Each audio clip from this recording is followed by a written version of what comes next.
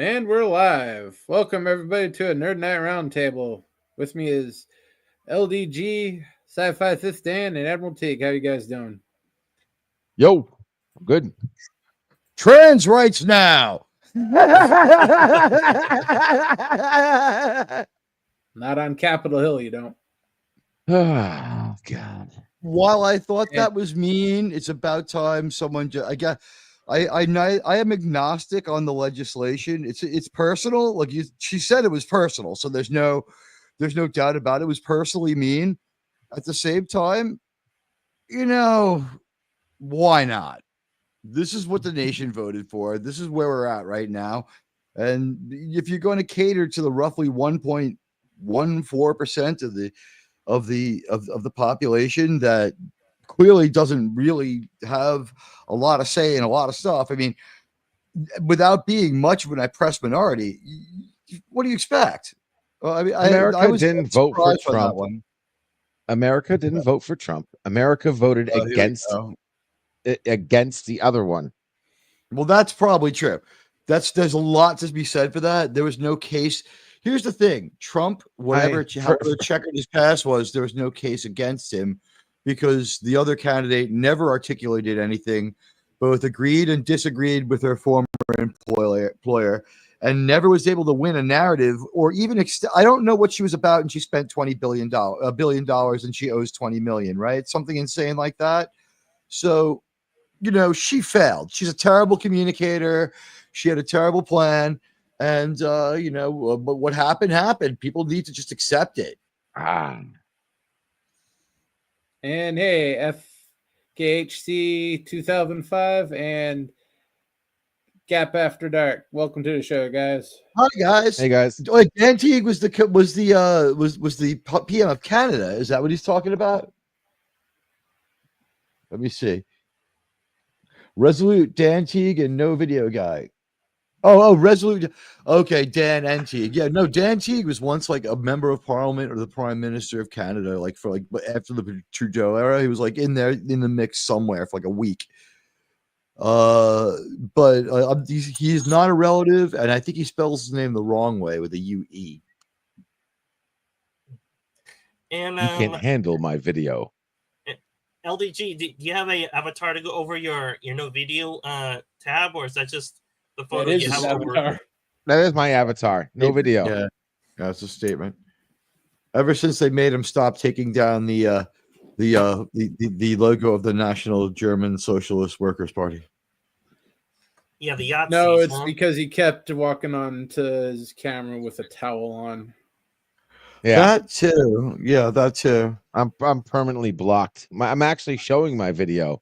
Like you guys, my video, my camera's actually on right now. You're just seeing no video because I'm globally blocked. I would prefer it if you started to maybe put a breathalyzer on the microphone so that when you start drinking an entire fucking bottle of vodka, you're unable to stream. I'm pretty sure you're not talking about me about that, but I get funnier when I drink shit. You know what? I will say this: you do get funnier, but then you became sorrowful the other time. You're still not good with what happened. You shouldn't drink so much until you're okay with Bird of Prey 5's passing. As a friend, yeah. Thanks. Hey, me too. That. What's up, buddy? If you want to drink over it, I'll fly down there and we'll go out and we'll fucking have a blast, and then we'll remember them and we'll get it out of your system. But you were a little too sorrowful and drinking over it all the time this far afterwards. Now you probably should maybe just not drink for a while so that you don't get that sorrowful. You have to get on the upside of this one. You wouldn't want it. I'm not speaking on this. No one on this panel has a real drinking problem. No one on this panel has a real drinking problem. But yeah. But the sadness of LDG came out when he was drinking and talking about his friend. He also wasn't the host of the stream. He also wasn't out of bounds. He also made no political or offensive remarks. He also spoke over no one. He insulted no one. He simply spoke lovingly and at length about a friend of all of ours. Nothing was wrong. He was just drunk, and we knew it, and it was fully disclaimed. This was a little bit different than like a planned regular streaming of being drunk. Like, as you see, like, I am not for like the reinstatement of the Volstead Act, and I'm not like an anti-alcohol activist. Yeah. And I would say this, LDG. True, you and Bert were close, but as the saying goes, time moves on and life moves on. You have to move on from this, even though you miss him so damn much. You have to move on. Yeah, no, I'm fine, dude. I still talk to Bird. Matter of fact, Bird actually comes to my dreams every now and then. He was in it the other day. Don't get him started on that whole everybody's everybody thing. Yeah, exactly. That's another thing too. Did you see Cyril Lofton, Jake Sisko rather, as well, and the other wormhole entities? Yeah, no. No, it was just Bird. But hey, you do what you do, man. Bird was the most genuine YouTuber on YouTube, and he'll be missed. But I talk to him every day. Deeply missed already, and I think when he left us, it changed the trajectory of how YouTube's going. I know that everybody is more dedicated to the Saturday Night Star Trek show than we ever were before. We have a sacred trust to carry on the mission of like old good Star Trek. There's just not enough people out there. We're losing a generation of fantastic Star Trek YouTubers, and we're like the youngest Star Trek YouTubers out there. So if we don't do it, who will? I don't know. To me, I had a thought of that today, and I came up with a very weird conclusion.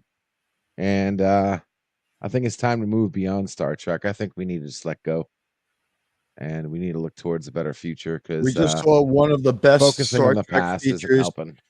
We just saw one of the best pieces of Star Trek ever. It's about 9 minutes long. I give it a 10 out of 10, and we'll talk about it tomorrow, and there'll probably be a video about it. I don't know if it'll only be for members, but Unification was pretty darn all right, and I need to watch it again to catch everything because people are talking about stuff I didn't see, and also stuff I'd like to debate with them, such as the idea that because there's a picture that we see, it means that it's Kelvin.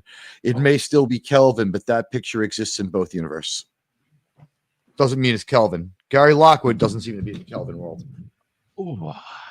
It's not. Where's Kelvin. Gary Lockwood in Kelvin world? People said there's certain Kelvin things that link it to it. Here's the thing: connected to Paramount. It neither affirms nor denies anything except the Nexus, because he dies on Viridian 3 in this.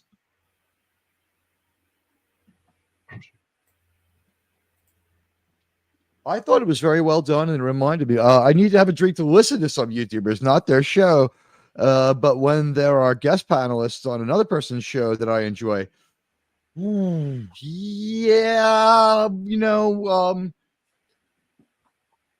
naming names is for X. Is that the deal? Or, if we're not going to, they're insinuating Dad was brought back to life from the Picard episode, and the guy from Discovery who shows up from the Kelvin universe transports him away to see, transports. Yeah. The guy from No Man Has Gone Before. That's the actor too. They put prosthetics on him as well. So he was able to lift his arms up over his head, or people were able to hold him up there. He's 87. Picard, Kirk's 93. I sent it to my cousin. She sent back like a crying emoji. She was overwhelmed. Everyone loves this. There's not a line of dialogue. It's the best Star Trek in 20 years. The best Star Trek since the second to last episode of Enterprise. I loved it. I'll watch it again. It contradicts and confirms nothing except the Nexus and Viridian 3. I can live with that because that was prime continuity stuff that I just simply disliked. And it can end with the Nexus. It doesn't mean that anything else happened after the Nexus. In fact, that wreck of the saucer section looked old enough to perhaps discount Picard 3. So I like it a lot more because of that too. Kirk's not dead. They showed the screen from Daystrom Station, right? With that said James T. Kirk DNA. It doesn't mean there's not James T. Kirk DNA somewhere else. David perhaps had a child, or someone else. James T. Kirk was he was getting laid a lot. Yeah, I'm sure there's a fair number of illegitimate offspring out there, probably close to the same level as Elvis had. Yeah, I would say this: if David had How any, many books? I would say if David has any relations with Saavik and between episodes 2 and 3 of the Star Trek movies, Saavik probably had David's kid, making Kirk a grandfather then. That would be a little bit iffy considering Merrick Buttrick. what Saavik and Spock did. Well, I think is Doomcock trying to imply that Saavik and Spock had a child with that Vulcan who was about 45 years old standing behind Saavik? Was that what they're trying to say? That was a rumor. No one really that I saw was confirming it or even pushing it. Was V'ger's memory wall that flashing series of lights we saw behind Kirk but in the wrong? We never see the TMP uniform. It's the one thing we don't see. Yeah, they're a little bit too smart to go back to that. But the thing is, they're Neon using blue the meta. doesn't really show up well. Here's the thing, though. They they could have used the outside of V'ger uniforms or his white one that he wears when he sits on the bridge with the short sleeves. He has 4 uniforms in that 5 uniforms in that movie. They every time you see him, it's subtly different. If you just don't think about it, you would assume he wears the same uniform for the whole thing. The robin's egg blue with gray is the best. The dentisty sort of short sleeve white one that he wears when he sits on the bridge when he almost just gets the ship destroyed, that's the second best, in my opinion. We still never find out what those things on their belt buckles do. Man, we probably don't want to know. That's where they got the DNA. All right, I'm back. And by the way, David wouldn't have to have a child. They could have harvested the DNA from David. I'm just saying. Yeah, and to FXHC 2005, yes, that's true. What I hear, it was in the original script or scene, but they cut that out in Star Trek 4. What, grabbing Or 3? What, Saavik being pregnant or something? Yeah, in Star Trek 4. Or Saavik with an infant? Yeah. That's what they cut. Yeah, okay. Yeah. There's a couple of that makes 2 infants cut out of Star Trek movies. When Terrell is looking on the floor and Chekhov yells, "We have to get out of here! We have to get out of here!" in T-Walk, he was looking at a fucking baby. But they decided to write it out of the movie in post, and they just edited all references and all, I think, footage of it out, or they got it in the script. I'm not sure which, but before they filmed any more or before any more made it, that's the only vestige in the movie is he was looking at a cradle. He was looking at a cradle, and that's why Khan's anger about Marlowe is still fresh. I think they changed some stuff later to make it a little different, but they got rid of that from that movie. I believe the cradle's still in there, but it's worn. They don't show a baby. They would have gotten bumped on the ratings if they showed a baby. I think the deal is that because the baby would have gone up with the Genesis effect. It's the most logical outcome. Yeah.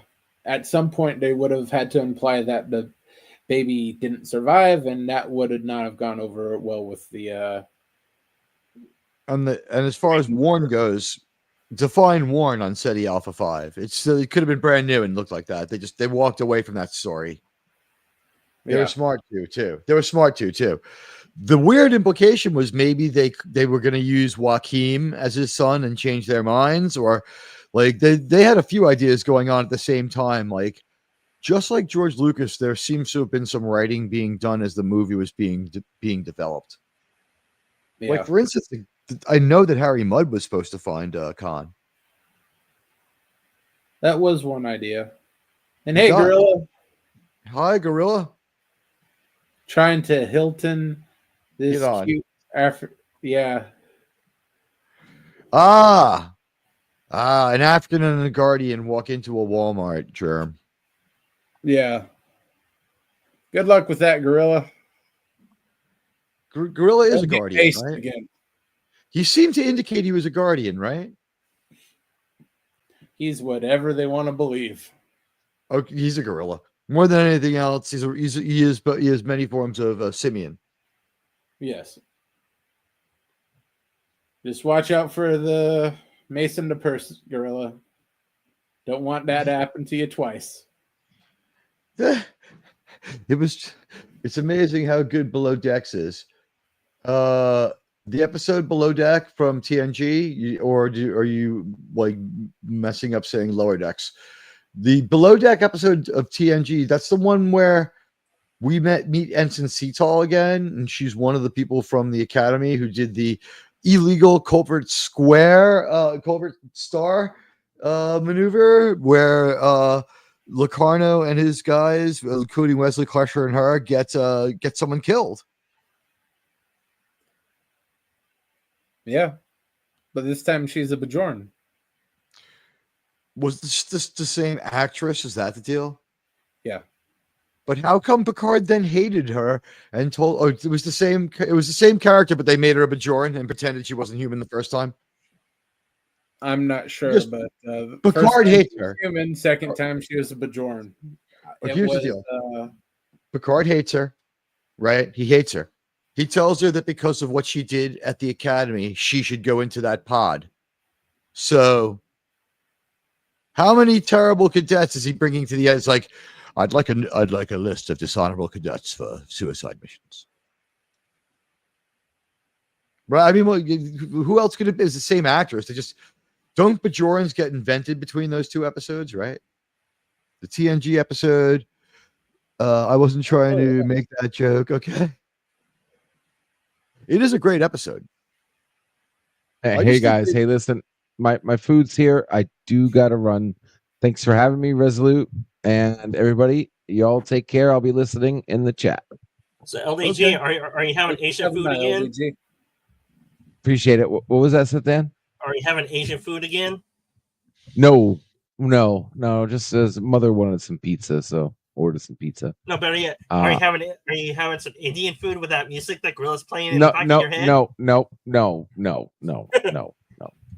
Well, I appreciate it. Thanks, guys. I'll catch you guys around. You all take care, and I'll be listening in the chat. Be good. Later.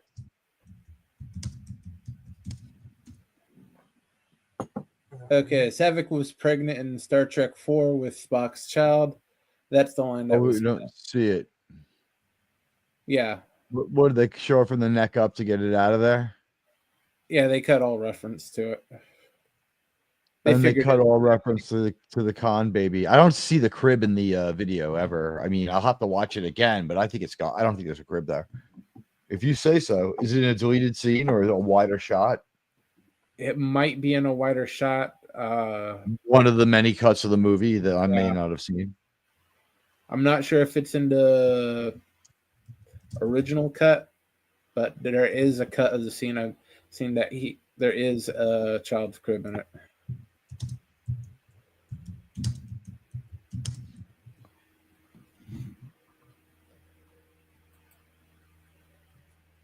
I think it was the best they cut that part out of Star Trek 2. I'm all glad I'm glad that's so new. It's a little too dark. It's like new Trek. Yeah. Best to get rid of all references to children. What, from Star Trek? It just hasn't worked out a couple of times. Yeah, well, if you go off of what Picard was for the first few episodes of Next Gen, or the first few seasons of Next Gen, he hated kids, from what I hear. They weren't able to do anything with that because by the end of the first episode, he's reversed himself to the point where he lets a child on deck. I'm sorry, on the bridge. So it's a little weird, right? And I can't figure out what he was doing there. He is trying to impress Beverly. He may hate Wesley with some passion, but he still wants to score with his mom. That explains everything that Picard does as far as not hating Wesley goes. By the way, Cito Jaxa from the episode in question that dies in the Enterprise D, she is part of the Nova Squadron, along with Wesley Crusher, Joshua Albert, Gene Hayhar, and Nicholas Locarno. Nah. Yep, the Culvert Starburst maneuver. Yeah, she's always Bajoran, but they pretend like she wasn't always Bajoran. When they show her in the Starfleet Academy, though, it looks like they've CGI'd her Bajoran. Or it's an earlier form of Bajoran where it's not Bajoran. Yeah, if you want, I'll present it. Yeah, sure. What don't want to happen? Charging headphones. Don't want you to get maced by that girl you're trying to hit on, Gorilla. What, a zombie mouse? So here she is in the Academy episode, right? I'm pretty sure, right? Because this is what she looks like on the Enterprise, correct? Yeah. So she's an ensign here. She has no pips here. So she's a cadet there. Okay, she is a Bajoran. Think she's ill-defined alien with where they loved the design, and so when they use her again, they're like, it's very useful to go back and use this person we used the design on before. Something like that happened. It was like the makeup and wardrobe department, the continuity guys. Someone had a great day, and they were just like, "There's a story here." The lore guy, someone had a great day. I just want to point out that in continuity error, the Bajorans were not part of the Federation until DS9 or the end of the Dominion War. Are you watching Below Decks, or what's the Wesley one called? I'm trying to remember the Wesley one. There's a couple of famous actors in that. We get Tom Paris, who's in Star Trek later. They just didn't want to pay the guy who created the Locarno character any money. They made him exactly the same. And then they also had a guy who's in a bunch of fucking movies who played the father of the guy who died. I forget the actor's name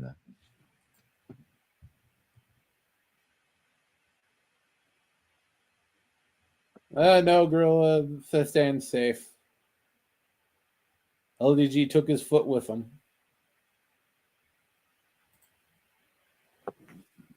Saw another version of it. It's called the Supercut or the Extended Cut that has more scenes in it.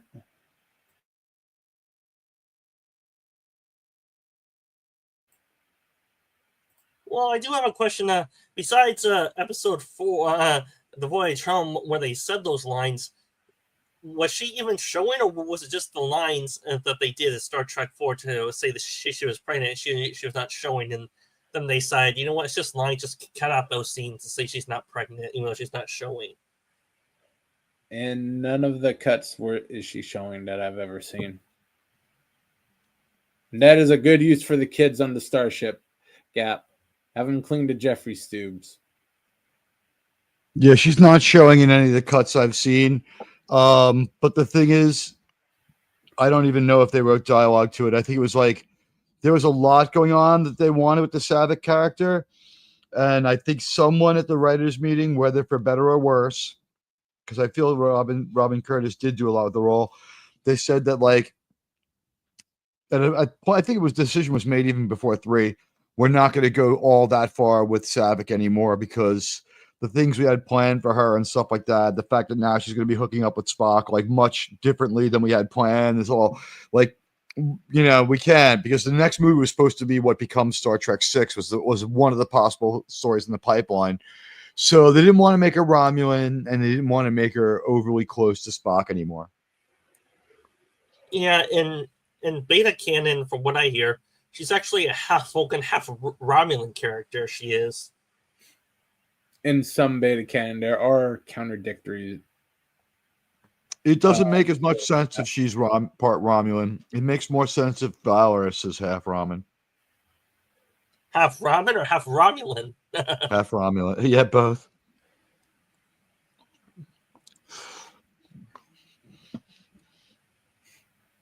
Yeah, that is true, Obi, too.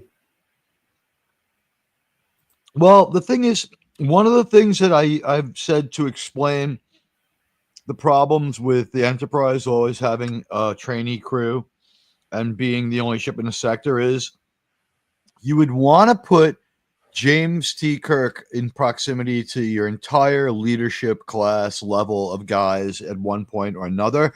You would want him to be someplace where he couldn't fuck anything up because he's crazy and he's James T. Kirk. But you want every single guy who's going to command a starship to filter through his ship. And you want every chief engineer to meet Scotty, and every communications officer and helmsman, and so on and so on. And so every trainee, like the Enterprise just always has more trainees than any other ship, because why would, like, you would be crazy not to expose your officers to James T. Kirk. Yeah, because by that time he's a legend. Yeah, and a lot less He can likely teach to get sexual harassment charges. But also he can teach you things that you can't learn from anyone else, not just the females, not just the female officers. Yeah, like how to dodge parental orders on 6 systems at a time. And how to make life out of, and how to cheat death and make it into a fighting chance for life. Yes. Computer, self-destruct 0, 0, 0, 1. Destruct. Destruct. That is the most emotional moment of that movie. And I guess I was as upset when that happened as when Spock died. Yeah, I was saddened by seeing the original Enterprise get destroyed by the end of the Search for Spock, because that was a character in of its own. You're very right. Yeah, but then they had to cheapen it by bringing back an exact duplicate. You know what? It wasn't the same ship. We didn't have the same experiences with it. And you know what? It wasn't the same ship. It was good enough for me. And we don't get it for like 2 more movies.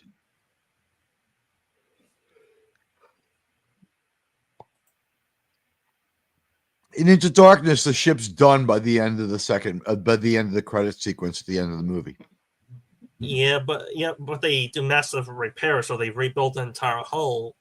And that's. I'm sorry. I mean, in Star Trek Beyond. Yeah, that ship was totally destroyed. They had to rebuild it from the ground up. Well, yeah. Several times. Star Trek 2, Unification, then at least 2 or 3 times in between. It's just like Death cannot grab hold of Spock for long, huh? But the same goes for Death and Shatner, though. Yeah, you know what? I'll say this. Because it confirms or denies nothing, and could all be a hallucination, a dream, or cope in his mind as he dies, and it's still just it's so cool and so pure of heart. I'm gonna say it right now. It's Star Trek. It's Star Trek. After 20 fucking years, we got Star Trek, and everyone's ranting about it. Maybe this is a game changer. Watch it again. Watch it again. Share it on Reddit. Watch it like all night on a phone, on repeat. Watch it over and over. Make it the most watched video in the history of YouTube. Send a message to the Star Trek creators. Watch Unification.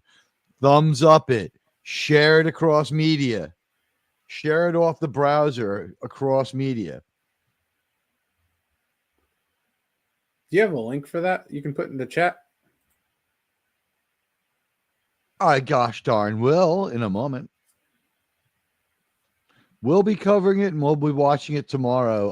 I was going to watch it tonight, but the fact of the matter is, with the second set of eyes and you watching it with me, it'll just be that much better. So we'll have a much better time tomorrow watching it together and having the second set of eyes than it would be just to go in there. So it's 10 minutes. My thought is watch it, talk about it, and then after about 20 minutes, watch it again. Sounds like it seems to make the most sense. But the description's in my video, but here it is. I'm putting it into the chat now. I think I have wrench level, so this should come up. Here it is, Unification. If not, just cut and paste the link, guys. In OB2, that would be interesting, but I would say Kirk would probably fit that more than Spock, because Kirk, he skirts with death. He dances with death every so often. He's good at escaping death. And in the EU, they kill him in almost every book. He's killed in some technical manner or another. Yeah.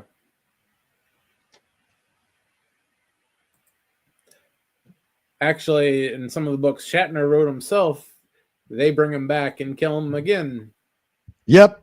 And then, like, part of his plan is to get killed in some of the books. Oh, Well, only be dead for a moment. Yeah, the Borg technobabble they do to him, he can't die at some point. The thing I would say is that's why Gene Roddenberry like disavowed a lot of the books, because he was like, geez, like my people are going to be writing books forever and I really can't stop them because they need money. He's like, only some of the books really count. Yeah. He got his royalty off of it, so he didn't really care what people wrote. And I would say he this. just wanted to make sure it wasn't in the world. Sorry. Dan. And I would say this from what I hear from Shatner's book series or a book series on Kirk after he dies. Let's see here. Is that Generations he dies? Yeah, at the end of Generations, where William Shatner writes his own book series where basically for reviewers that actually read the books and did reviews on them, Kirk becomes Space Jesus basically in his own book series, from what I hear. He becomes Space Joseph. He and this Romulan Klingon something else hybrid chick have a kid, and then it's like a preserver or something.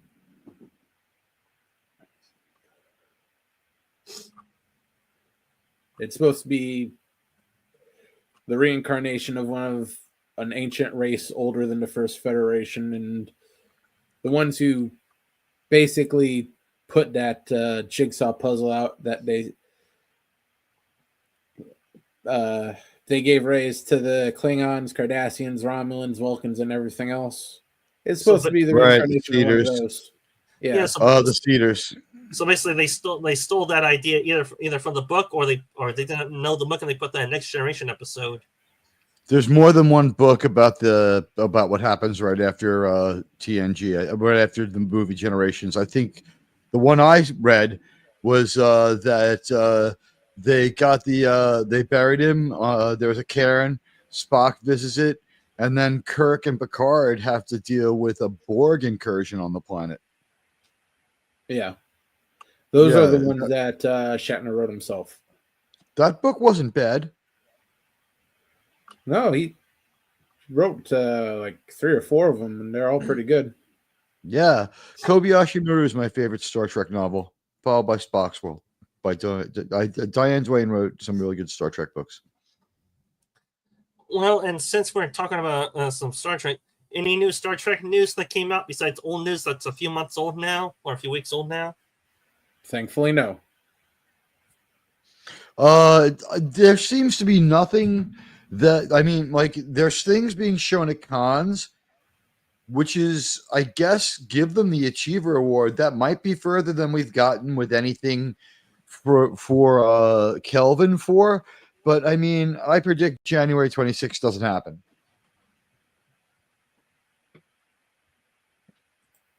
This is 10 weeks away. How come I'm not seeing anything on Paramount Plus to get me ready for this event?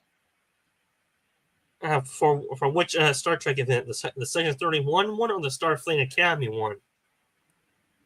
Be 31 Academy is at least a year away. Yeah, although I think I think OB2 is telling me the truth. I think that they are running around filming stuff, but I think what they're doing is they're running around filming stuff, hoping to bring something to people and be like, look what we have. See, look, here it exists. And like watching it may still have them be like, ugh. Because the thing is, Alex Kurtzman has to go out, raise the money and make it. And that like then triggers some sort of like limited obligation, and it gets more limited all the time for the people over at CBS and Paramount to buy it. So that's why you saw stuff appearing only on other networks. Like they may have wanted some stuff, but they're like, Prodigy and Lower Decks don't make us as sick as the rest of your garbage, but you know what? We're going to just we'll show Lower Decks. The other one, like, we don't want it on here. It's like Star Trek has become heroin at the end of Godfather. You remember at the end of Godfather where they're like talking about how heroin's messing up the mafia? Did anyone ever see that movie? Yeah. George Lucas is supposed to direct it, right? It's like a poignant moment. Like, Francis Ford Coppola is a really good screenwriter, and like, I think the book writer has like edited the book to conform with the movie, because the version I read of the book was exactly the same, and the screenwriter and the writer wrote together. So, like, to remind us that these guys who are like in the mafia and kill people and all that other shit are not heroes and are horrible, they start talking about heroin. So tell me, well, the thing is that they have a really horrible plan to sell it. But the thing, my buddy's dad has stopped filming, and they are behind schedule. So you may be correct that day. I told you it was a dog and pony show. Tell your dad I don't believe it. Ask your dad if he wants to be one of Admiral Teague's Bothan spies too. But we'll never give up who it is. Here's the thing. Don't tell us here. Tell us like by back channel. And we'll stop talking about that a little bit unless you want to bring it up. But here's the thing. I had, and I think this is Buddy's dad, right? But here's the thing. I had predicted that was just like to fool the actors and to get a buzz going and to raise money. And like, it was probably the craziest shit too. Like, if we could ask this person stuff, I'd be like, was there like a point where they told a trans kid that they were more important than a regular kid or something insane like that? Did that happen possibly in this story? Like, maybe that didn't happen, but they will be like, well, now you mention it, there was a moment where like a male character, or there'll be something in there that was like woke and identity based and meant to get the money that he need, because he, like I said, they're not obligated to pay to make his Star Trek. They got to buy it back from him. And that, my source on that one is Andre and Tom. His licensing agreement is so arcane that he gets the right to make the Star Trek if he can pay to make it. And that's why some of it's been real garbagey, and some of it's been so bad that I think they've only bought it from him to keep other people from showing it. So they may have bought Section 21 to burn it, or Section 31. Sorry.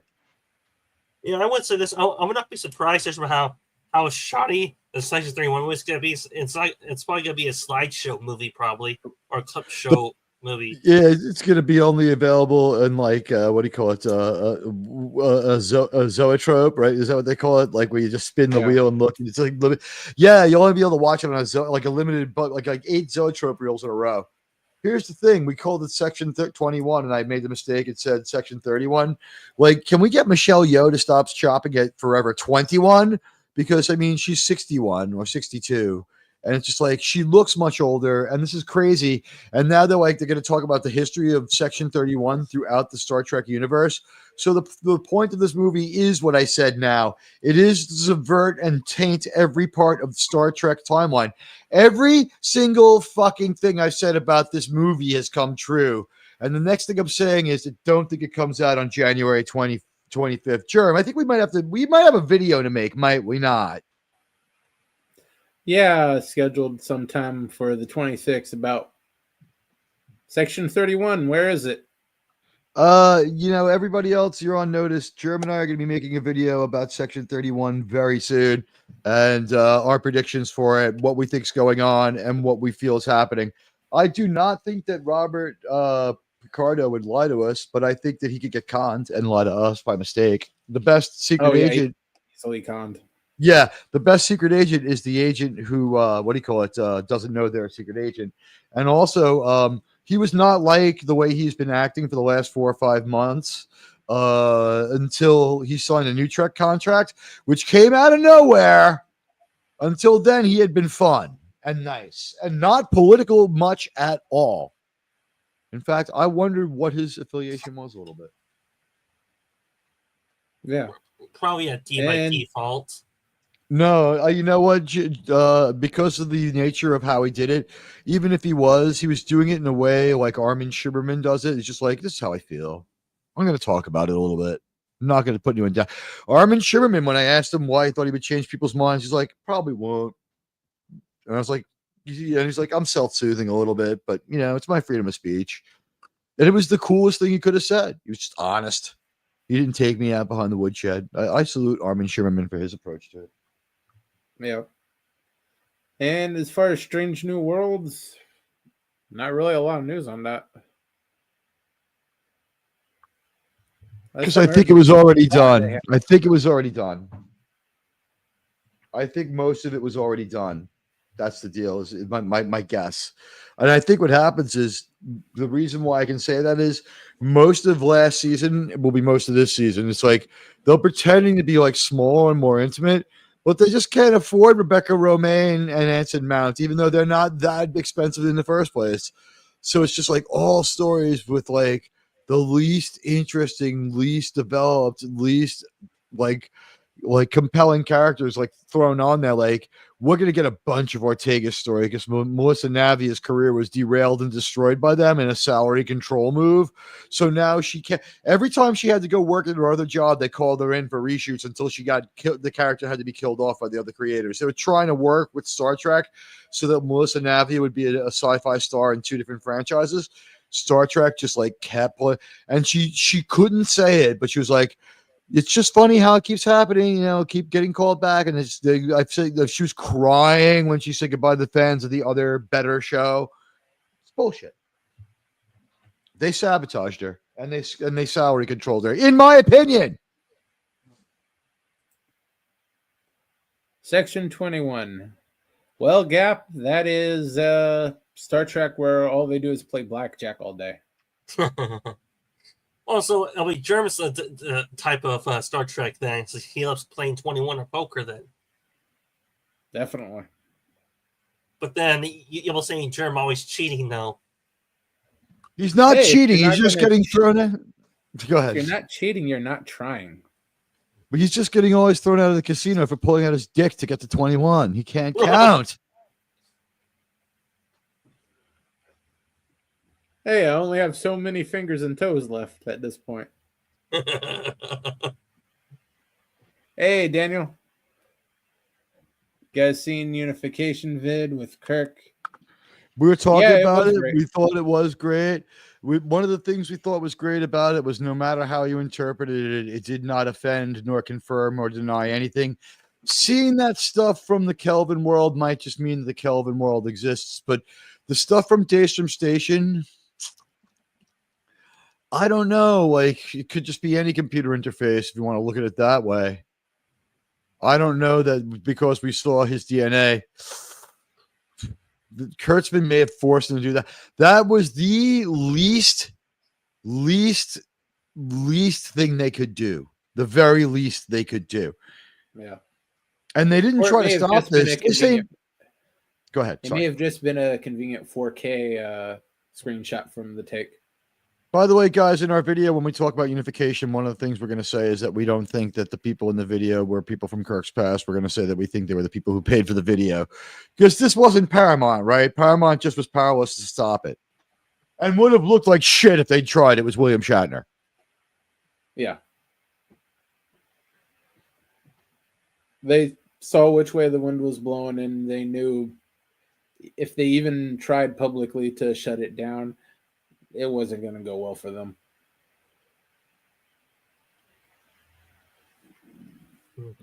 Well, for what I hear in the Star Trek community, Star Wars community and online nowadays, there's a rumor going around that the new Rey movie trilogy is finally canceled because they can't find a writer to write the movies.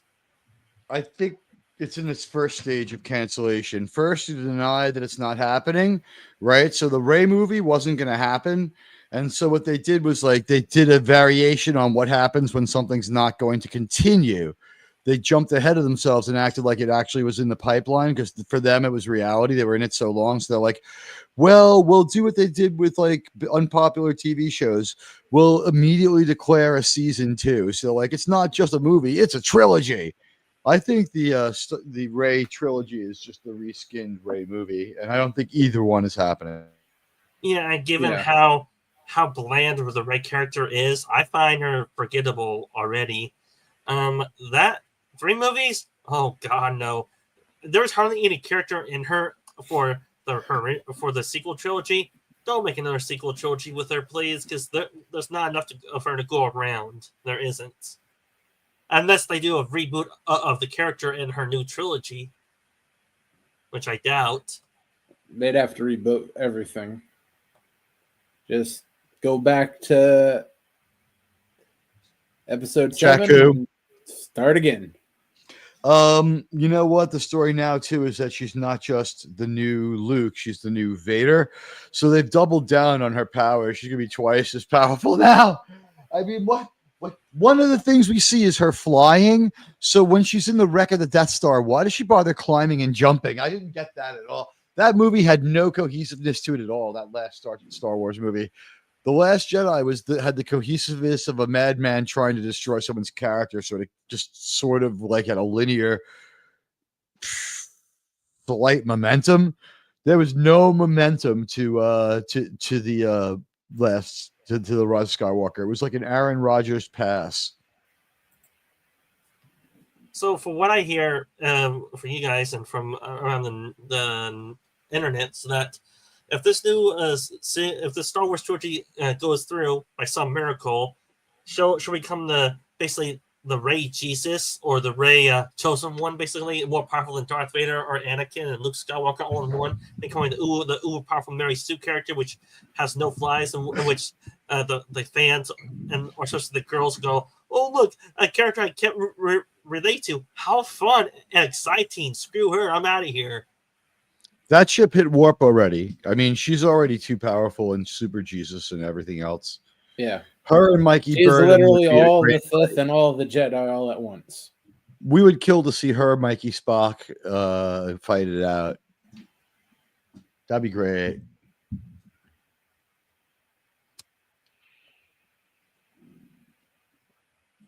Paramount actually was associated with the unification in the Roddenberry archive because they let them use the shot from Star Trek Generations, and they let them use the term Star Trek Generations, and they let them use the visualization of Kirk from Star Trek Generations.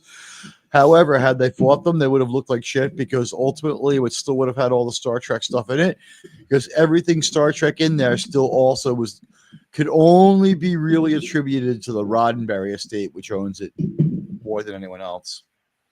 Owns parts of all parts of it. Yeah, oh, you're welcome. We'll watch it again tomorrow together because Star Trek is meant to be experienced communally. We'll watch it. We'll enjoy it. What we'll do is we'll show it before the show so that we can watch. Me and Germ will watch it together and we'll get our heads together about that. Then we'll watch it together with you guys while we talk over it because everyone has a chance to watch it for 2 days. It's up on my stream. It's in the chat and it's in the description. So it won't be a premiere anymore. It's a week old anyway. And I'm wondering if Germ confirms some of the other things that people are saying, like people feel it's Kelvin because the picture that Kelvin Spock was given by regular Spock is in the video. To that I say, but that photograph did come from the primary universe and exists in both, if the other universe exists at all. It's not a strong endorsement. Yeah, there's no endorsement either way for Kelvin universe or anything. The whole thing is such a trippy fucking dream. And Gary Mitchell seems to have some sort of relationship going on with V'ger, because it looks like when we see Kirk in his red uniform from T-Walk, while things are getting T-Walked up, the first thing he's doing is he's looking forward, and it seems like V'ger's memories wall is behind him. That blue strobing wall. Could that be V'ger's memory wall? We might have a lot of Star Trek to watch before tomorrow, huh?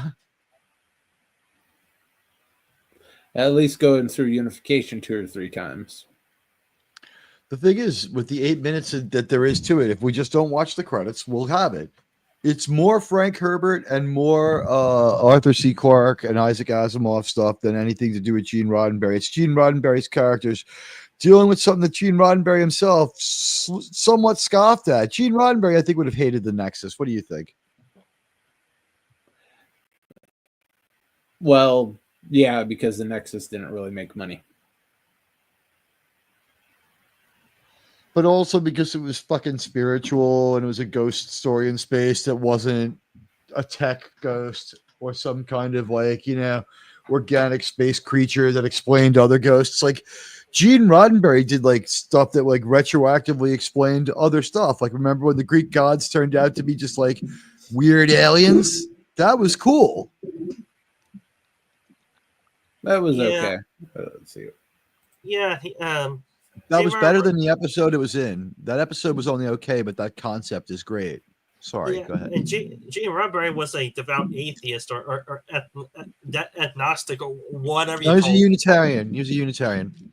Yeah, no, he was an agnostic. So what? Like, I don't care. I also don't care that he did drugs. I would give him more if he got us one more Star Trek story. So everything Gene Roddenberry did got us to what he gave us.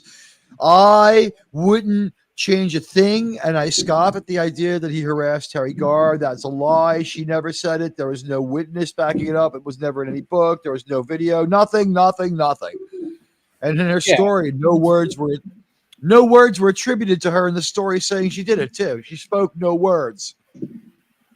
Yeah, because at the time, Gene was a little busy with his wife and at least 3 mistresses. At least 3 mistresses. What? He's only one man. He could only go after so much strange at one time. There's only so much water in the well. One of them's Michelle Nichols. But I mean, for God's sake, Gene Roddenberry, like, if he did say that I want her to have a shorter, sexier outfit, so what? And if she did walk away during a conversation about her costume, it doesn't mean that she disapproved of that outfit because she went and read for that role having seen 2 or 3 seasons of Star Trek. She wasn't a fucking idiot. Has anyone ever seen the episode Elaine of Troyes? Have anyone ever seen What Little Girls Are Made Of? Remember Andrea's outfit? Remember Elon's outfit? Remember those outfits? Yeah, the non-existent miniskirt. Well, for what? For Terry Garr? For several of them. Well, Terry Garr had more modesty than most girls, but she had on the show. But Elon of Troyes had like 2 Jiffy Pop bags over her boobs and like a weird crazy space outfit. And we had other stuff like that, like Andrea from the Robot Planet, like massive side and cleavage boob action going on all the time. I think it's just crazy. But what can I tell you? Like this was something that she wanted to do. She beat out other pretty girls to the role. If there was a wardrobe discussion during which she walked away, could that mean that the lights were hot in the 1960s on the TV set? I mean, come on. And what does silently walking away from a conversation mean? And who validated this conversation /film.com? You fucking liars. When somebody dies, it's become a new thing to try to trash people that they're associated with as sexist, and make them a hero. Like Terry Garr stood up to Gene Roddenberry's sexism. That story is a lie straight from the pit of hell. Show me the autobiography. Show me the video. Show me the Howard Stern audio. I want proof. I'm calling out /film.com. I'm calling them fucking liars. And I would say this, in the Terran episode of the TOS era, Uhura had a pretty fine outfit. Your instinct serve you well, sister. 2026 will be the 60th anniversary of the original series and the 10th anniversary of Star Trek Beyond, the 30th anniversary of First Contact, and the 40th anniversary of The Voyage Home. They got to release a movie in 2026. No, what they got to do is release a Blu-ray collector's edition, all of Star Trek. Star Trek Discovery wasn't Star Trek. We got the crash ass end of that left over from years ago happened to come out this year. It doesn't count in my mind as this year's Star Trek. It's 8 years ago's failed Star Trek. It just wouldn't die. Extended into a 5th season as a snub to Enterprise. It's garbage. There was no story told. It wasn't Star Trek. It wasn't a story. They won in court saying it wasn't a story, so it can't be Star Trek. If it's not a story, how can it be Star Trek? So this was the best year for Star Trek since 2017, before we heard about the new Trek. What do you think, Germ? Best year? No, since 2007, when there was nothing at all. What do you think of that? Yeah, that sounds about right. This has been Star Trek's best year since 2007. Nothing at all was better. And actually, we got Unification, the best real Star Trek since the second to last episode of Enterprise. This has been, and I take personal credit for this, by the way. I am the one who saved Star Trek. There would have been no Unification if not for me. Section 31 would have come out last year if not for me. And Strange New Worlds and Star Trek, Star Trek Discovery would have had a lot more people standing for them on no information if I hadn't shown thousands of people for one view how terrible those fucking shows are. I alone can fix it. As humble as ever. Thank you. It was the 60s. Sexism was blatant. Oh, that's the good thing about it. She was down with it. She's like, FKHC. do I get more money? Yeah. It was the 60s. It wasn't sexism in the 60s. That's It was just how it normalism. was. Yeah. Exactly. I do have a question. What wave of feminism was Star Trek in? The second or third wave of feminism, roughly, in that movement? Because that may have played a little different for that era. Because if Star Trek was in the second era when the TOS era came out, He was in a reasonable. Star Trek stayed in a reasonable area of feminism that it starts around 1950, maybe 48 ish. Incorporates ideas from earlier pragmatic feminism. Because remember, feminism crashed and burned once before with the abolition movement. Remember, we saw how that went. That was part of an offshoot of the women's movement, or like it's debatable whether the women's movement was an offshoot of the temperance movement. So, like, we've seen this go off the rails with like dead end ideas before. So Yeah, I think it's firmly in second wave feminism. in That's when they're 1990, embracing all of it, all the sexy outfits in women's lib and all that sort of stuff. women First can be wave smart feminism and is sexy. suffragettes. Yeah, Women can be smart and sexy, and not every woman had to be sexy, but every woman had to be Hollywood good looking because everyone on the show had to be Hollywood good looking, and that was just even. Ensign Cutler is pretty because she needed to be pretty to be on the show, and she was on the show because she was a good actress. R.I.P. Ensign Cutler. And I may be a little confused here, but is it the third or the fourth wave of feminism that's completely toxic nowadays? Anything past wave 2. Yeah, anything past wave 2 is completely dog shit feminism because that's when they started. Starts becoming vengeful. Yeah. Like I would say we could write off when them and like other interests up to like gay marriage merge, because I could understand how they had commonality, but then even they now are running away from their own woke nightmare they created, because we're hearing a lot of like lesbian only groups and a lot of gay groups are saying things to the nature of these 1.4% of the population are like an even smaller percent when you put it to our population, who is a smaller percent. You know, numbers don't lie. We're a small number of a small number. There's people out there who don't identify with us identifying as like these non things or other things or things that are different. And, you know, like we don't deny them their right, but like they're coming at us with this woke anger and pushing us around. We've seen it on social media where lesbian Reddits got taken over by trans groups who that slowly labeled them TERFs and pushed them out and did other bad things. Should I call it nerfs? Right? We should stay away from the T word, right? Yeah, you can say turf. I would It's, say, All right. It's a football field. It's a football. Yeah, that's what we're talking about. If there's grass on the field, play ball. I would say that call me a somewhat pragmatist here, but the LGBT community started out good, but then after a few decades, it lost its roots and it got way, way too far. And now it's just a better way to put it is because they got infiltrated by they got co-opted. Yeah. A better way to put it is these same normal people are with us now, and they're on our side now, and they're like us.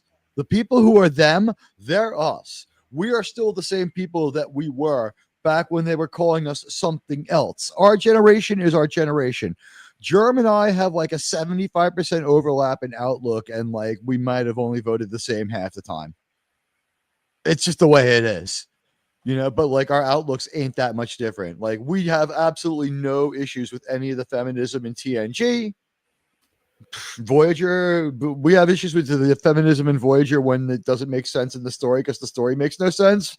We might point to it there, but we don't have we don't feel it's bad-hearted, just badly written. It was the second wave is called the second. That's the second wave is where they merge with the rainbow people, but the rainbow people don't change their flip. Before the I'll accept it up to 2.5 where they merge with the first rainbow flag, but not with the fucked up one that has the pizza on it and all the other shit. That is when they become infiltrated, overrun, and start running for their rights to the rest of the population and making a very, very reasoned and very, very acceptable case that like, we're a lot more like you than this 1.4%, to which everyone looked at each other, nodded, and said, yeah. We thought you guys were a little different, but over the course of 20 years of litigation, everyone's kept it above the belt, and like the hateful rhetoric's gone by the wayside, and now everyone kind of accepts it. Like no one cares. And then the other side said, yeah, we don't care either. And then like everyone looked at like, but these people are fucking weirdos. And then the straight people who looked back and nodded and goes, yeah, they are fucking weirdos. And everyone spat in their hand and shook. That's the way sometime in like the 90s or early 2000s that happened. But then the other people went on and I think they're doing it in name of the people they claim to represent. There might be a few people left over who would be from that original rainbow movement, like kind of dragged along with the momentum. But I don't think reasonable people look at X, look at ultra gay biker dad. He like loves Star Trek, The Next Generation, and he disavows trans stuff all day. So I think they're us. This is such a large coalition now of people who have rejected that one. Let's face it. In the last, I guess I say everything here the way we say it in the real world without being too crazy. In the last election, we saw the Democrats appealing mostly with 30% or more of their message, would you say, Jerem, to about 1 to 2% of the population, the 1 to 1.4% of people who identify as a gender other than the one which people feel they were born with. We're trying to be real careful. Probably a little bit more than 30%. Probably right. Because that includes the whole. It's the non-binary, trans, activist, communist bloc that they were courting. Here's the thing: I don't think that number is that large because of the way the election shook out. Either I think we have a lot more to feel good about than feel bad about.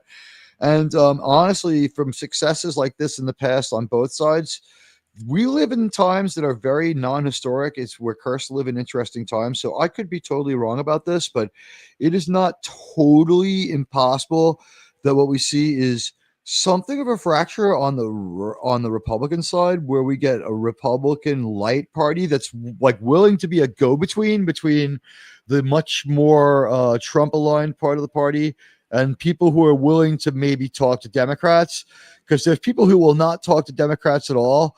But if we have some like Joe Manchin's gone, but Manchin-esque figures who can go back and forth, and like we may need to bring back the Whigs. I don't know what to tell you, but we may need like a right-wing light messenger party to go to the right, to the left, just to talk to them. Because right now there's people on the right and the left who will not talk at all. To an extent, but largely that's on the crazy left AOC version of the party. Well, the AOC version of the party is very, very tame compared to the California version of the party. She's silent on trans rights. She has no opinion. She would also be in violation of the laws of her city and her state. She's expressed opinions on that before in Congress. If she has, she shut up after she was called out because she hangs around with that Muslim girl up in Minnesota a lot.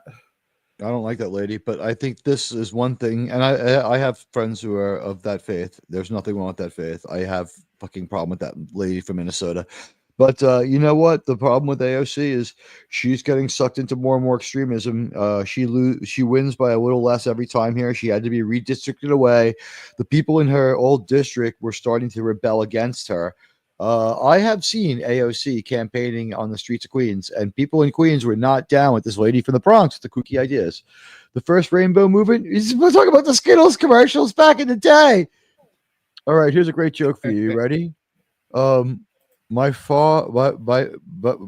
one of my two dads was at the Stonewall riot dressed as a cop.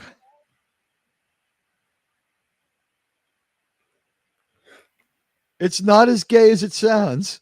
I'm adopted, which proves that the biological dad definitely straight. He's nailing women so much he can't take care of his own kids.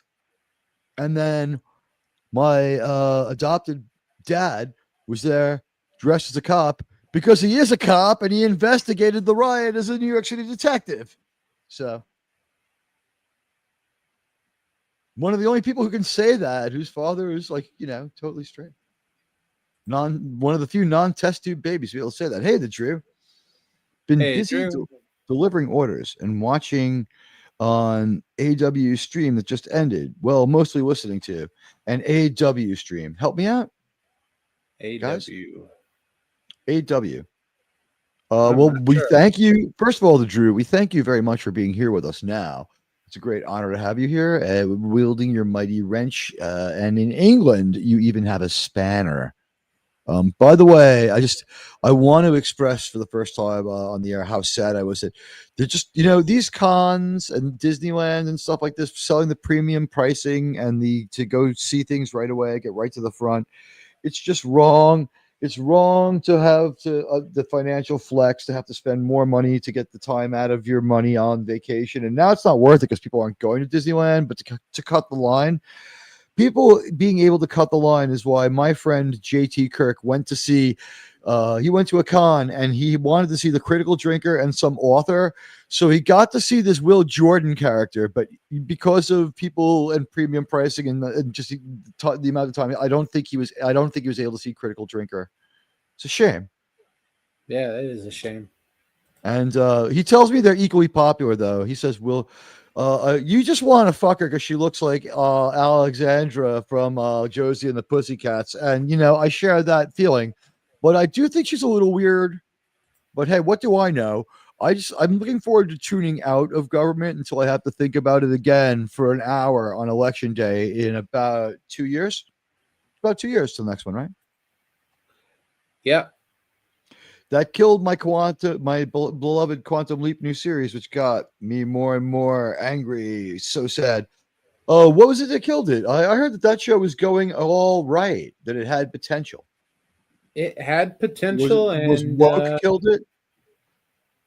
A little bit, yeah. They threw in some trans episodes, a gay episode, and then they made some other real bad story decisions. The like gay episode fits with the earlier show, though. He was a woman a couple of times and stuff. It could have worked. They forced it too hard, is what you're saying? Yeah. He was the coach. They took a blatant, unmistakable stand on men and women's sports. But isn't it not in any way? No. It is on their own, no Kurtzman whatsoever. All right, I kept this in mind. So they took a stand on men and women's sports. What were they? Absolutely militant? By the way, had him leap into a coach whose son was on the girls' basketball team in a high school. Fuck you for that show. Not you, them. By the way, they could have done better stories that would have increased tolerance, but instead they had to go for broke. It continues to be my feeling that most of these people out there are just frustrated crime writers trying to get away from sci-fi and into the reliable, high-paying world of like crime. Crime writing is like just more lucrative. Even novels. Tolkien's failed grandson who wants to be an author, he's a failed crime author. So then if they want to make more crime dramas, why not just join the Law and Order SUV series as writers? Then you're set. Because you have to be good. Look what the problems are with the mysteries that we get in sci-fi. Okay. If you take on my belief, and this has been my belief, and I've been expressing it for years, I have long believed, and we have 13 straight, according to Despot of Antrim, who uses sub, 13 straight mysteries in the Star Wars world. So since we do that over and over and over in the Disney world, not to mention the original mystery of who has the plans to the Death Star, which was a mystery box that was closed and fulfilled. We have mystery after mystery. It works. People like a mystery, and like you can make it work in Star Wars. You can mix Star Wars with other genres as long as it's not horror, like in Last Jedi. But like by mixing a little bit of a mystery into sci-fi, that's more of a Star Trek thing. But mixing crime writing like they're doing into it, Michelle Hurd is from SVU. Raffi is from the original cast of the first few seasons of SVU. She goes out of there to season 4 or 5, but she doesn't go beyond. And then the show really becomes strong around the Benson character. I think they kill off the character. But the thing is, I've seen Raffi in other movies and stuff. She's fine. It's what they make her do. The character is absolutely horrible. And I don't know why they do it, except that they like division. And I think that they celebrated the re-election of Trump. I think they're like, this means 4 more years of gravy train for us. Ha ha ha. But if you think about it, if you watch some of these shows, people say Law and Order, SVU, all these other shows, NCIS, CSI, the CSI Origins, they're like, oh, there's only like 4 or 5 basic stories. That's largely true. They break from formula a couple of times a season to catch you off guard and make sure that the red herrings work, which is why those shows are still on. But the formula works, and the formula is this. They have a mystery box. A mystery is introduced. You red herring people away sometimes, or sometimes you bring them right to the heart of it. You find out that this mystery in the second half of the show, when it passes from the cops who find out this is the person we think is the doer, they still don't have all the answers. Then in court, we painfully drag out the information, and maybe we go back to the cops for a minute or two here or there for one more minute or one more interview or to bring them on the stand. But in the second half of the show, it's all the lawyers, and they're talking about the order part of it. And in that, we get the why. And that we close that mystery box every week, and we close it strongly. Mr. Jones killed Mrs. Jones because she was having an affair with Mr. Smith. Mr. Johnson killed Dr. Green because Mrs. Johnson didn't tell Mr. Johnson that Dr. Green was giving gender reaffirming surgery to Johnson Jr. and removed his Johnson. So something like that. Like that's like a closed mystery box. And like, while we might find it boring, or we might not think it's the most exciting thing in the world, and we don't report on it, it does exist. And I think that if you can write that and make it tight and make it work and make people want to watch it and become part of that club, you are part of the most frequently employed, highly working, and highly paid authors in all of Hollywood. And what's the longest running show on TV right now? Good night, Gap. Good night, Gap. What's the longest running show on television right now? Does anyone know? Unfortunately, it's SVU. Here's the thing. Why say unfortunately when the fact of the matter is what they do is they set the standard for how to solve a mystery in a way that's at least makes sense. Look at the way Star Trek does a mystery. Look how they took an SVU actress and tried to do SVU Star Trek, and then tell me honestly, like, does it have a bad influence on other TV? It's not really that. They would be doing crime anyway because there would be another crime show that was big. Remember, in the history of TV, crime's never gone out of style. The Western has come and gone. Sci-fi has had style. Crime? Definitely. The crime show genre. I think it needs to be contained in its niche. I think it needs to stay in its niche. It's very reliable. It is everything reliable. Now. I agree. Copies it because SVU has been running for so long. But the thing is, people must like this shit. Let's just make this with a paint job over it. No, hate the game, not the player. If there was something else that was the most successful instead of SVU going away, those low road, low tide, low talent writers would be robbing that. Would you rather see 30 terrible versions of The Abyss or The Expanse because that was big? or Heroes, because that was big, or Felicity just goes on forever. Whatever the biggest show was, these guys with no talent were going to copy it. So hate the game, not the player. You know what I mean? Or hate the players in this case, not the game, because SVU goes on satisfying people for 25 years, making money, selling cars, keeping people employed, keeping the wheels of industry turning, keeping an industry afloat, keeping a network afloat, giving you things that are sci-fi because it makes so much money with a relatively little layout. And then, you look at CBS, they have a whole franchise of crime shows. Look at the whole Chicago franchise of shows. Look at all the SVUs. And none of these shows are above a B minus at their very best, though. They don't try to be. They know what they are. They're not trying to be an A. The only A out there is SVU tries to be an A few times a season, and it's the top of the genre because it's been around so long. It tries to be an A few times a season. You know what? All of these shows are Pink Floyd after Roger Waters, for those who get the analogy. They're serious, they're not profound all the time. Once in a while, profound. I'm not here to endorse them or say only watch crime TV. I'm saying their effect on them is like you're saying, but we shouldn't blame them for it. We should call out these low talents who would do it to the next person too. That's all I'm saying. I call out people who watch these types of shows all the time. Here's the thing: the people who watch those people, you know what? Those people, honestly, they want it's like, this is why I know why it's succeeding. It's going to keep succeeding. I'm always going to watch that show with my mom. My mom loves all of those shows. People are going to always have moms who like those shows. There's always going to be an audience that's going to support it. When it does finally end, it'll go on in reruns. There are something like 25 seasons of Star Trek if you go from 66 to 05, correct? Just about, yeah.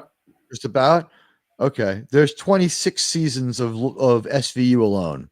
So it's had more impact on TV than any other show can. So really, like, the greatest detective of all time is probably that SVU lady. But the bottom line is, has it had an effect on other TV? 150,000%. But, like, do we blame those people or do we blame the no talents who, like, if shows about wizards were big, wouldn't Star Trek be? Let's say a Harry Potter show was the biggest show in the world. Would Star Trek contain heavy elements of Harry Potter and no detective elements, right? But it would do it badly.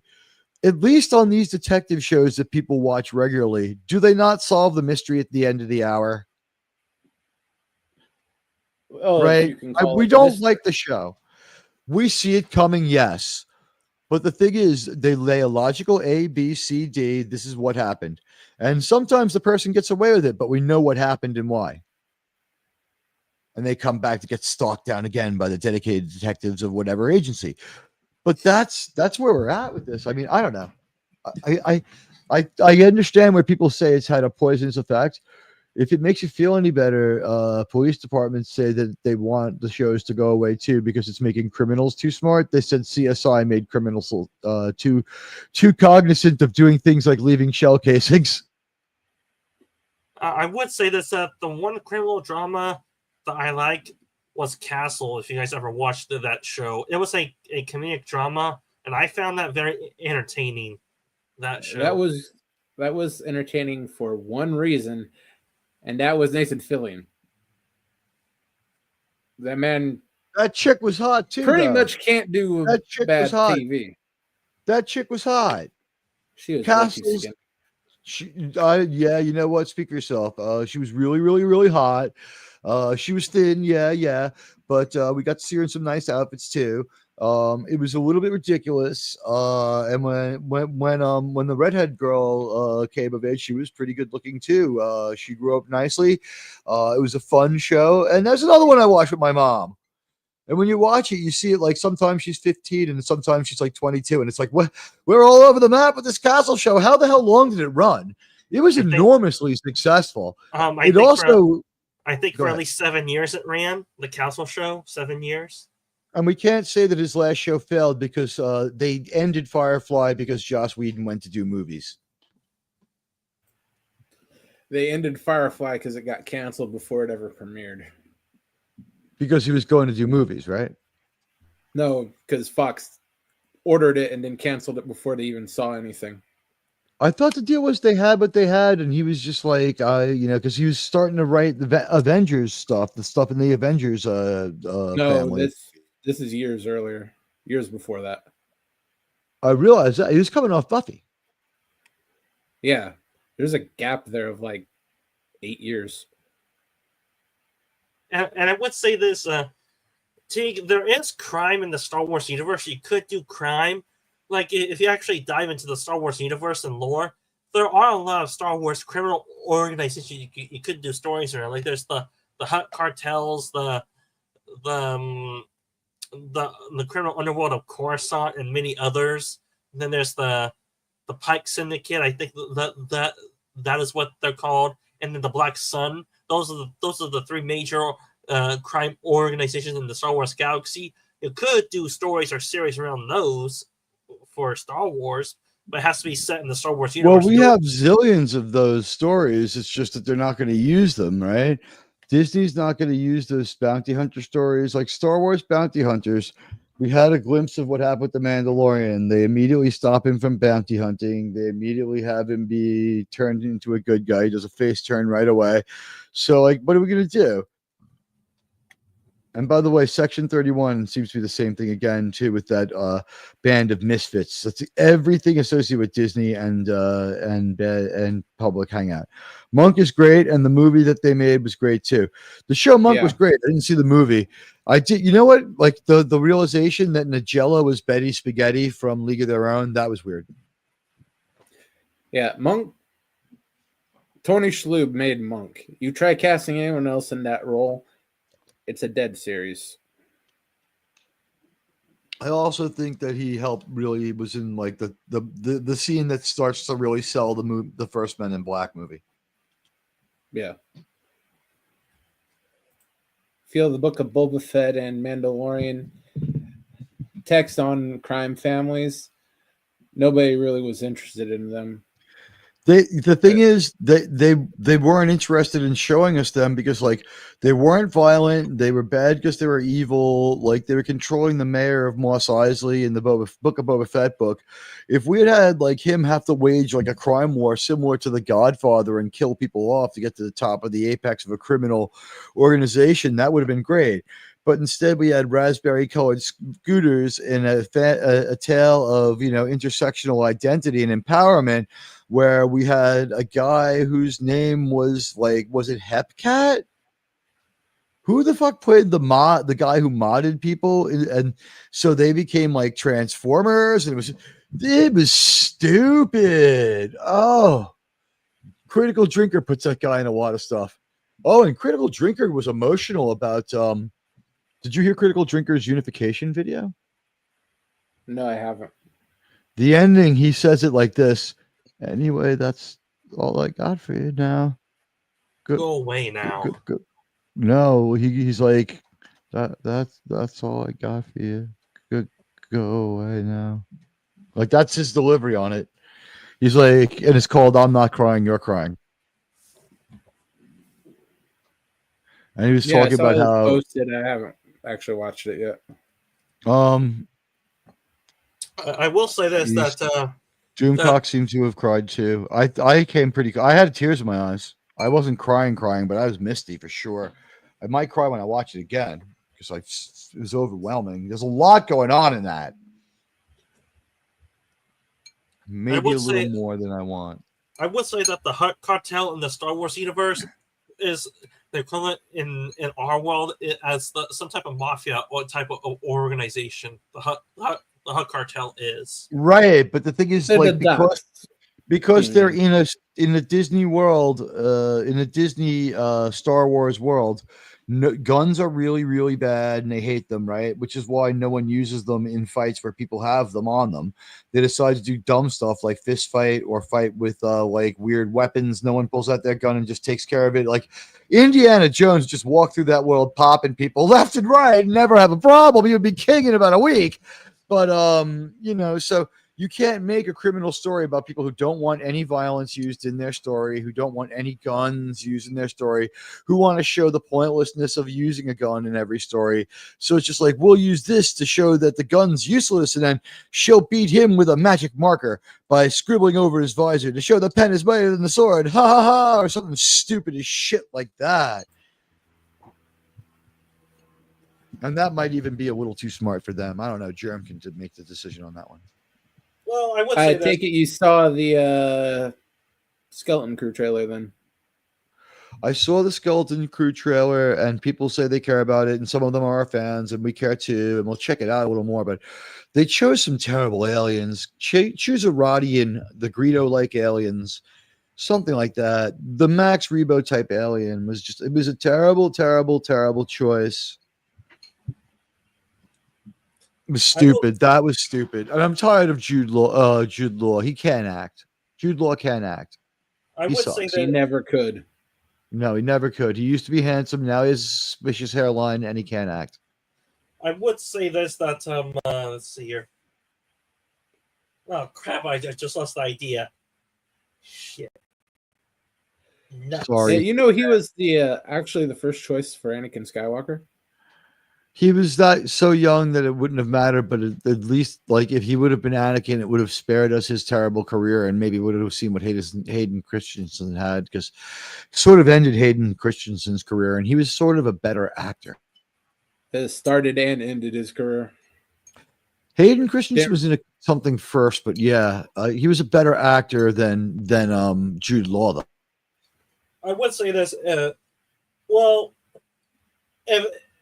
if it was the scripts that were not holding back Hayden Christensen in the prequels, and he's not really that bad of an actor with the prequels set out to him, then yeah, I would say he's probably not a bad actor. But if he's indeed that bad, but in the Star Wars scripts and the prequels did not help him out at all, then yeah, how many of his movies does he play a man who has a serious mental defect as part of his character traits? In the movie Enemy at the Gates, his character is supposed to be like socially awkward and have some sort of intellectual defect and only be good at shooting things. And like Rachel Weisz, like Mercy fucks him in the middle of the movie out of nowhere when people used to have sex in movies, because that movie's so old. And in Cold Mountain, it's like he's like a Civil War version of Forrest fucking Gump. He's fighting for a while, and it's like, run, Forrest, run, Forrest. And he sees Natalie Portman, and it's like, run, Forrest, run, Forrest. Oh, and I mentioned this last week. I never paid it off. The biggest Nicole Kidman movie is actually Aquaman. Oh yeah, and I just got back my idea. Let's see here. True, Star Wars has always been somewhat kid friendly and family friendly, but it also was not afraid to get dark at times, especially in the EU or any other media. The problem is that since Disney owns them now, they can't go too damn dark in their damn storytelling. But they're shooting or violence in them, and they can't do like, I guess they know. They can show shooting and violence, but like when you say too damn dark, like we can shoot people with a gun and that would be just fine. But like shooting a bunch of children with a gun, well, that's another thing coming. But they could they don't need to ruin an entire episode of Book of Boba Fett by mandating it have a fight where that fight is like basically. Like if both sides in the New Zealand Parliament had done interpretive dance to plead their case, like all the other people grabbed like straw hats and canes and striped jackets and danced back, that would have been a better episode and a better fight than what we saw in Book of Boba Fett when he walks around the town trying to say that he's the new guy in charge. Yeah, the problem with Boba, they didn't want to know. They didn't know if they wanted to be a Western with the like Boba Fett as the marshal bringing order to the town, or they wanted him to be a crime story about his. They didn't want him to use any of his effective weapons. He doesn't use his hand flamethrower when a bunch of people start fist fighting and kicking his ass. Yeah, that's more of the tiny detail stuff. The fundamental problem. When a bunch of armed people won't pull guns and have like a long fist fight in the middle of the street in what's supposed to be a fatal encounter, that is honestly a problem. You had a way to just like end it. You were going to win. That is a problem, but that's That's part of their activism. On the list of the problems they had with that show, that doesn't break the top 5. Honestly, I think it does because it's in every episode trying to show guns are bad. Still, I don't think it breaks the top 5. Most of the stuff wrong, a lot of the stuff wrong with that is far more fundamental. There were narrative flaws. They were too close. Their production schedule was disgraceful. To find out that they were only 4 weeks behind their own selves. That's how much time they gave that. Isn't that insane? They didn't storyboard the series out. They threw it to Robert Rodriguez and said, "Just go do this." Yeah. What's another reason? I'm tired of hearing that Filoni is going to save us. How many bad stories in a row is Filoni on if we start with Iron Man 3? Well, there's also the Ahsoka series he made. I did not watch a damn single episode of that one.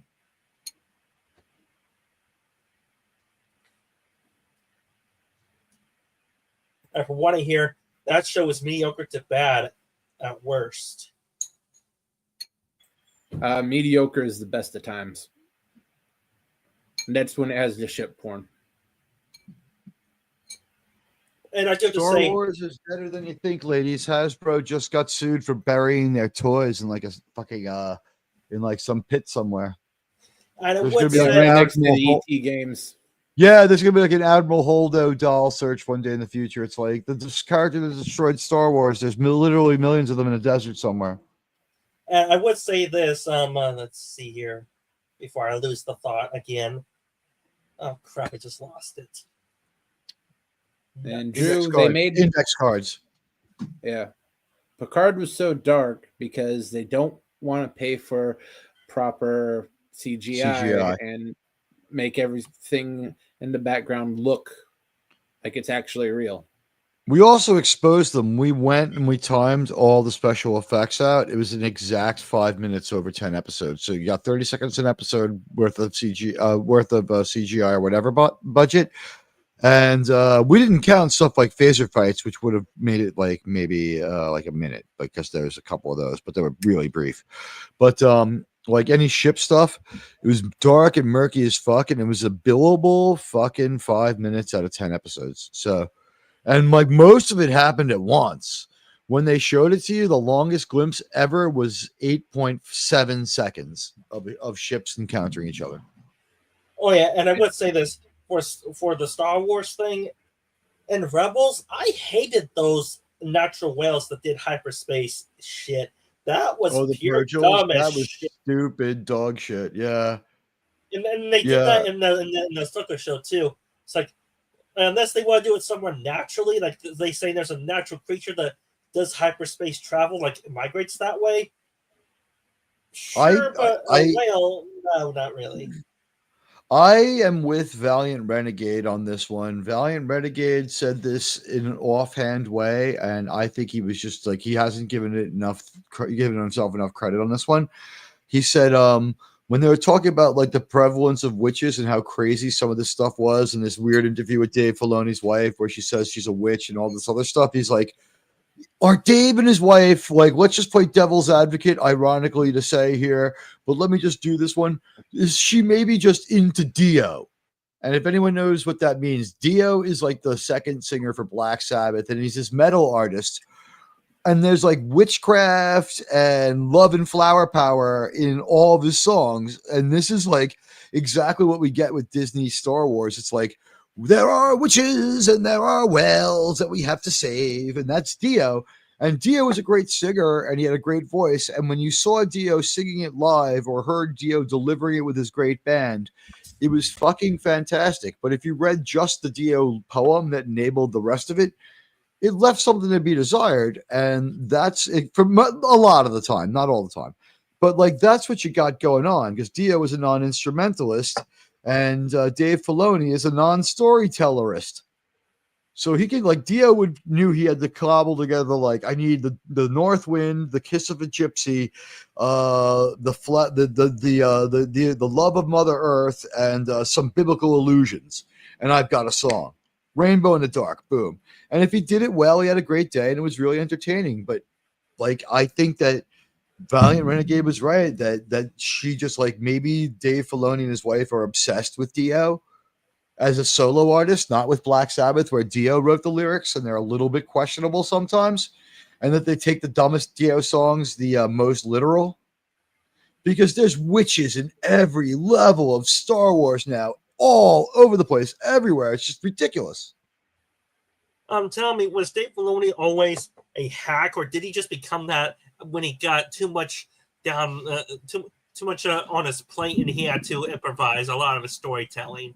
Because largely ignored non-apprentice might be the best way to put it. Because the way I see it and hear, if the Ahsoka show is what he has to offer all by himself, which is mediocre to terrible, then yeah, at best, Dave Filoni is okay, or at worst, he's just a pure hack. He might be the second one. He's been in every story group since Rise of Skywalker, so he's got his fingerprints at least on all of that shit. He probably, in the Rise of Skywalker story, they're like, how can we fix this? And he's like, witches! And I think he advised on the witches I think he introduced the witches into the Acolyte, but he said they made sure that they weren't the same witches as his. Because I think he could smell in the wind that even she was even worse than him. Dave Filoni was a hack when he stopped listening to Lucas and took Disney's advice in storytelling. Yeah, Rebels is all terrible, and Clone Wars fairly good, and some of it's great. Obi-2 knows his Star Wars and his Star Trek. He's trained in the classics. Yeah, finally, we're a worthy opponent to challenge me, Obi-Wan. Unfortunately, with Filoni, it wasn't so much he stopped listening to Lucas as Lucas stepped away before Filoni no direction. He started listening to Kennedy, yeah. Yeah, Kennedy was the only one left. That's why Ahsoka starts getting super powerful. Lucas, I'm convinced he told Filoni that, yeah, you can trust Kennedy. Because he trusted Kennedy.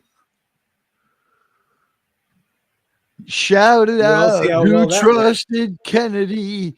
After all, it was Lucas and Filoni. Hey, I got a song parody. I've heard other people doing song parodies, but I think mine are pretty good too.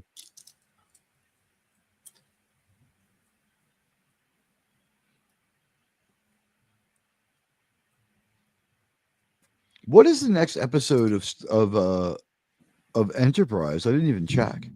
I have to watch it tomorrow. Oh, I don't think I checked either. I don't think I checked. I'll look.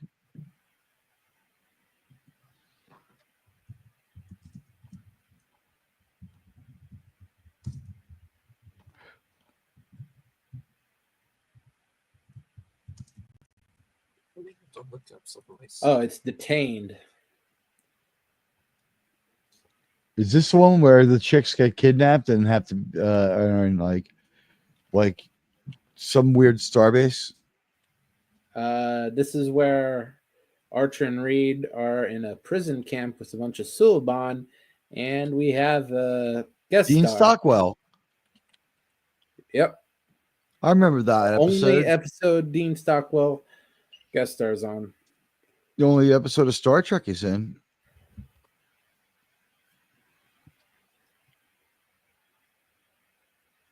I remember enjoying this one.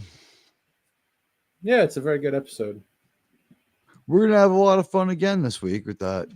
So come back for Detained on the next exciting episode of Star Trek Enterprise. I'm hoping Doomcock will start reading it like that when I send him the super chats about it. Oh yeah, and plus for what I hear within the Disney Corporation or sphere, Dave Filoni has always been out to increase his influence to get his own movie or TV show. That's why he became He got it. He got it, and it's getting a season 2, but how much he'll have to do with that is hard to say. Like, Ahsoka was fucking weird. He kind of got it and kind of didn't. He was in, is his name on it? he accepted the conditions that came with the show that made so much of it terrible, but also he couldn't tell a story. Yeah, he does have weaknesses, but I give him a Like- little bit of flack because Like directing live he human was beings. he was a puppet in that entire thing. He was happy to in be a puppet, though. charge He's on- not a smart he's guy. in charge on paper. I agree with you, but I think that he was more than happy to be that idiot. Oh, and speaking of which, he was also the writer, director, and executive producer on The Mandalorian. Right. Which goes off the rails in the middle of season 1 and only writes itself here and there for the rest of its run, and then goes off the rails completely for all of season 3. And season 2 is just one backdoor pilot after another. Season 1 and season 2 are okay. Season 3 goes off the rails about the end of it. Season 1 is pretty bad by the middle. I will say this, for what I hear, they undid the season 2 finale of The Mandalorian, basically, because Grogu was only with Luke Skywalker for a few months or a few weeks at most. Then he returned to The Mandalorian, and that was just a bad way to end. A bad way to do it. They should just took Grogu away, have Luke Skywalker train him, and that's it. Grogu's story is done. He's training with Luke Skywalker, and then just go back to The Mandalorian instead. No, they had to bring back Grogu. Yeah, the whole pretty much Jedi Academy. that one. They had an idea for a Jedi Academy thing. But it would have kept confirming Kylo over and over, and then Grogu would have had to get out of there before Kylo kills him anyway. No, because it's a different. They're originally they could have gone a different way, even at a Jedi Academy Without Luke or something. No, with Luke, but having it saying the planet Yavin 4 and bring in some legacy characters. And have a few successful classes before things go off the shit. Well, it's kind of sad to know that they actually confirmed how every Star Wars TV show nowadays, all roads end at the sequel trilogy, and that sucks worth a damn. Because even all this new Star Wars stuff is good, they'll tell you what to like. Unfortunately, it doesn't even, because they don't even mention it outside of Mandalorian. Everything else, it's completely do not breathe a word of the sequel trilogy or any of the stuff that is solely for the sequel trilogy. Actually, Kenobi. They don't breathe anything for. We have a bunch of sequels like that. We have Luke's first Kenobi exposure to the Force. Kenobi, the new Jedi Order. No, we have nothing about their government. Kenobi. No, but we have Leia. We have Kenobi. Organa. Kenobi is more of a sequel/prequel trilogy. It's set between episodes 3 and 4. It's not a full-on sequel trilogy. Yeah. Here's the thing, though. As far as leaning toward the sequels, towards the sequels. Even in Kenobi, they stayed away from that. Kenobi undercuts the OT and builds towards the sequels. I'm going to say this, and if anyone disagrees, tell me. If you had never seen Star Wars before, someone came and said they'd never seen Star Wars, what now makes more sense, if you wanted to show them all 9 movies, not that you would, but like what now makes more sense is honestly prequels, sequels, OT some other time, because the OT is a side quest that complicates the sequels, the prequels, sequels narrative that Disney's stuck with. They can't deal with the OT. They don't want anything to do with it. I will say this: the Kenobi series was a huge mistake because that actually cuts down the Darth Vader versus Obi-Wan fight in A New Hope. Because when that line, the Darth Vader says, "I've been waiting for you, Obi-Wan." Yep. It's been last time we met, I was supposed to learn that I am the master, and that was decades ago. And actually, that actually adds weight to Vader's statement, like saying it's been over 2 decades since we last met, and yet I agree am now more powerful than you, Obi-Wan. Now die. So say we all. It undercuts the original trilogy, but it in no way builds up the sequel. Those two aren't the same thing. You can do one without the other.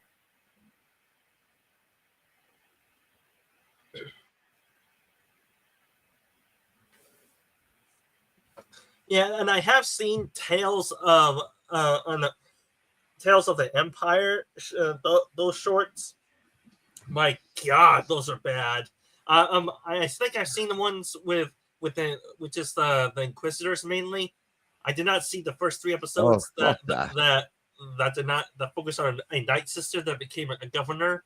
I did not see the that. opposite of enjoyable, right? Because I honestly do not give a damn about the Night Sisters at all. I'm more focused on the Force uses and all that. Like when the Jedi that destroyed Barasafi is her name, that destroyed the Jedi Temple in the Clone Wars. She was in prison, and she survived Order 666 by being in prison, and she became an Inquisitor.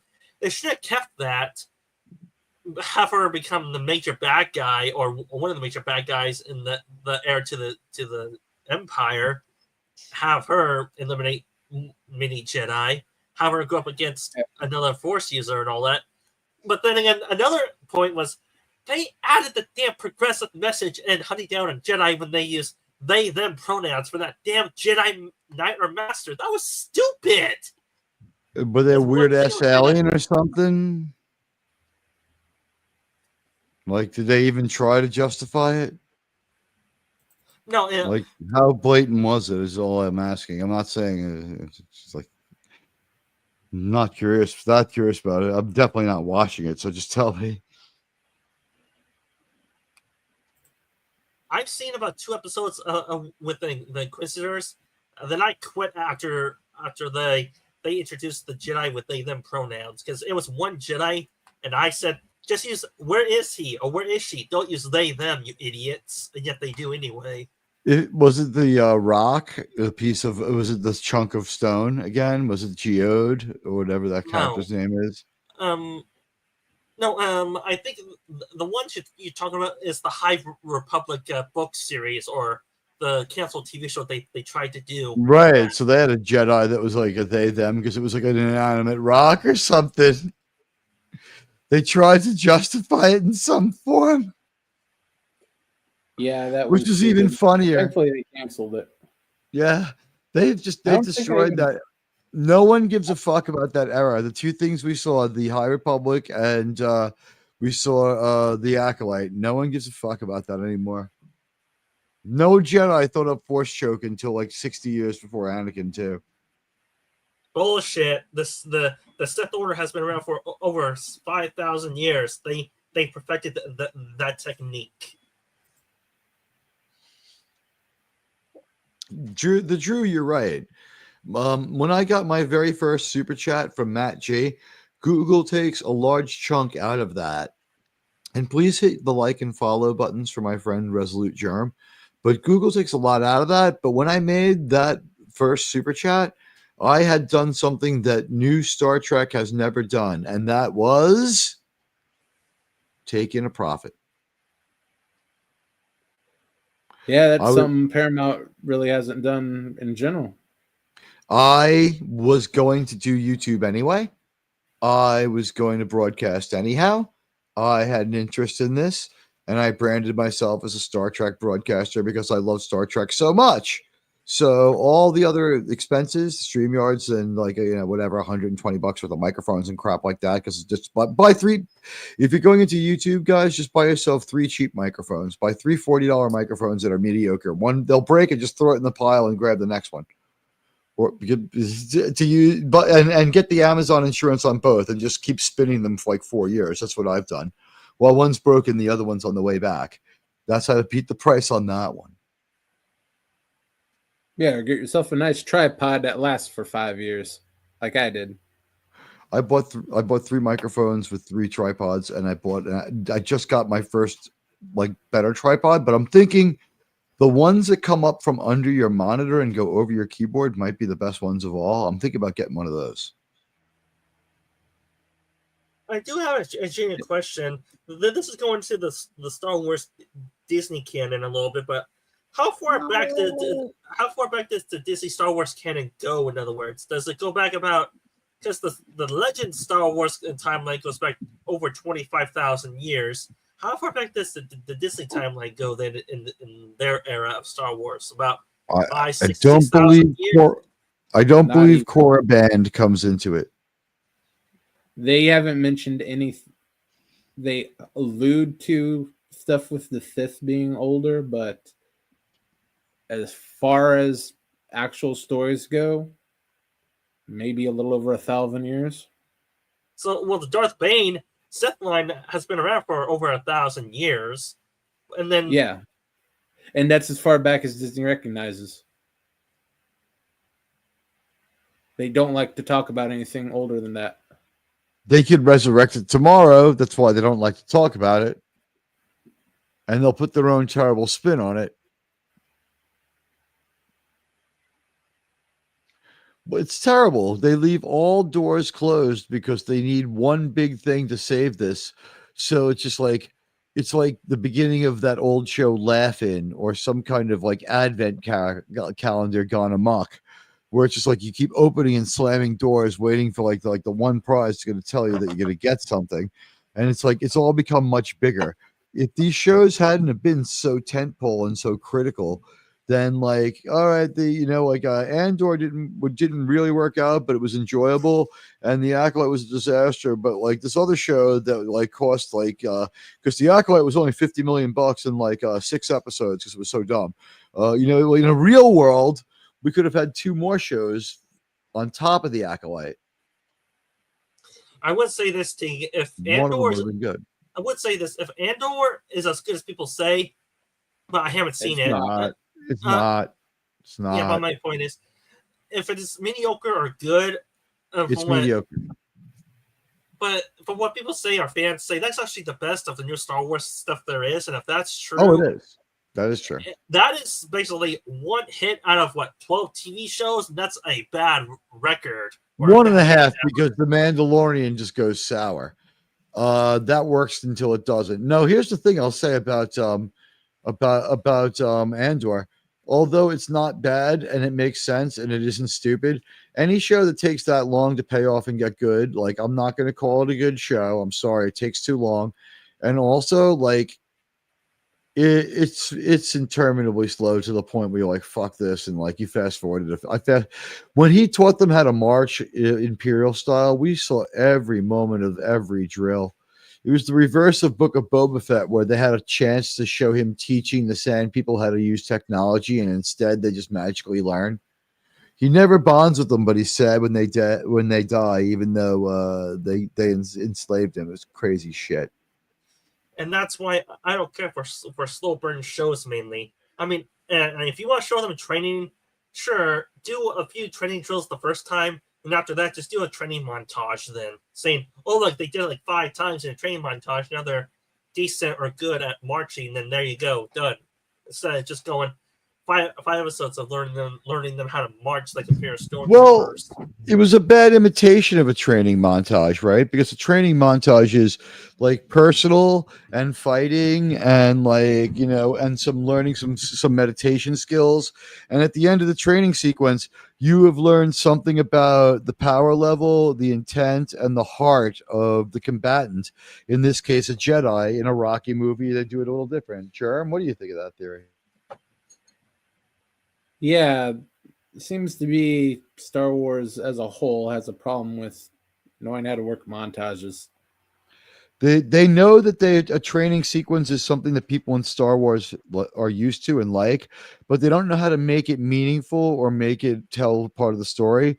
And I mean, that's like the Acolyte was so much worse than that. Like a fight sequence is supposed to tell you something about the characters. Like when the Emperor kills the Jedi who come to arrest him, he takes a low guard and attacks from the bottom up when he's fighting with his sword. He doesn't take a high guard. He has an underhanded fighting style. Watch. Aside from the spin attack where he shows he can overpower them, when he's actually fighting them, he comes up from underneath their guards. They're not ready for it. And the actor suggested that. And I will say this, the one Star Wars movie that did montages good, you guys might know which one I'm talking about, The Empire Strikes Back, because that movie did montages pretty good because it basically just cut the movie into 2 parts. One was Han and Leia and that crew escaping the Empire, going to Bespin, and eventually be captured by Darth Vader. And then you got the other slash montage that's part of the story with Luke Skywalker training with Yoda. And it is mentioned in book and in the universe that training with Yoda and Luke Skywalker took at least a few months to maybe a year, if I want. Yeah, because it takes them a while to get the Bespin without the hyperdrive. Here's the thing, though, there's not really much of a montage. What happens is we have one meaningful scene with dialogue where he's training, followed by another meaningful scene with dialogue where he's training in a different way. Then we'll cut to Cloud City and have two meaningful exchanges there. What you're calling a montage is actually intertwined vignettes, I believe is the more correct way to say it. Yeah, but I would say that so. I would say that probably is the closest thing that Star Wars has to a good montage. So that probably is in that movie probably is the closest thing Star Wars has to a good montage. Probably. There's no real montage though. I can't think of any montage in any Star Wars movie except maybe a JJ one, and that's because he has so many cuts per scene. He doesn't have Star Wars doesn't have a true montage. There's a montage is like someone traditionally in a montage, someone narrates, and we'll see like someone doing various phases of training, and by the end of it, they'll just be great. In Empire Strikes Back, it's not a montage. Luke like spends 5 minutes running while talking to Yoda. Luke spends 2 to 5 minutes like balancing on his head, balancing on one hand while he levitates rocks with Yoda sitting on his foot, talking about the Force. Luke, spends like 10 minutes going underneath the dark side tree and doing weird shit. Han and Leia like fall in love on the ship. Han and Leia, continue to be in love in Cloud City. Han and Leia, play cat and mouse with Lando without knowing it, or try to figure out what his game is. That all is going on. Like a montage would imply that they do that in Clone Wars. Like, meanwhile, back at Cloud City, Han Solo and Princess Leia continue their torrid affair. I don't trust Lando, Han. Like that's a montage.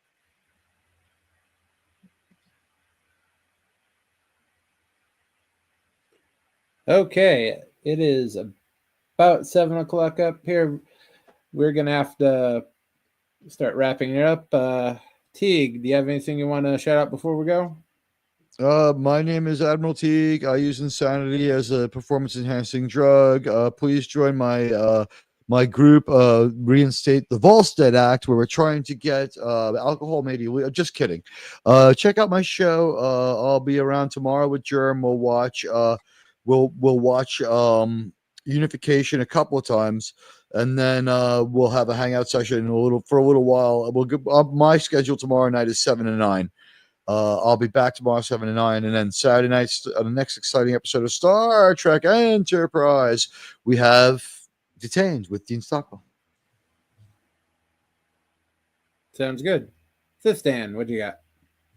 Well, this Friday I'm going to be doing my usual Transformers Prime watch party on between 8 p.m. Pacific time. And then I usually do my live streams on Saturdays, but I'm taking a break from that. I just finished up my season 2 live stream series.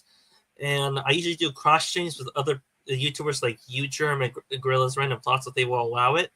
And I try to upload a new video on YouTube at the end of each week or the beginning of next week. And you can search for my channel, Sci-Fi Sit Dan. I do different crossover ideas and universe ideas. And you guys can scroll down my YouTube channel, search for different sci-fi topics you guys are interested in. And that's all I have to say about my channel. And I'll give Gorilla, and I'll give Germ his own time to do his little advertisement on what he's doing this week and next week, possibly. All right, sounds good. We'll be back here on Saturday morning for Saturday morning cartoons. The poll for that is still live. You can check that out in the community tab. Then we'll be back next week, hopefully with Sci-Fi Cinema on Tuesday for Andromeda and Cleopatra 2525. And then another Nerd Night next Thursday. Thanks for stopping by, everyone. Take care. Good night, everyone.